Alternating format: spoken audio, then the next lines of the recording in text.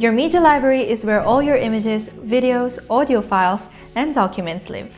One place for everything across all your profile groups. To open it, hover over to the sidebar and click the media icon. From here, you can upload your own files, pull free images from Unsplash, Pexels, and Giphy, connect Google Drive, OneDrive, or Dropbox, or import designs straight from Canva. You can also generate images, infographics, carousels, and videos with AI using Ask Vista directly inside Vista Social. To add media, drag and drop files in, or click Add Media to upload from your computer, a public URL, or your cloud storage. The Content Finder lets you pull images from Instagram hashtags or free image libraries. Before you upload, make sure to check that you have the right profile group selected on the left. That's how your media stays sorted by brand or by client. To find things fast, use the search bar or filter by type, format, label, user, or usage. Folders and subfolders keep things tidy as your library grows. Start any file to pin it to the top.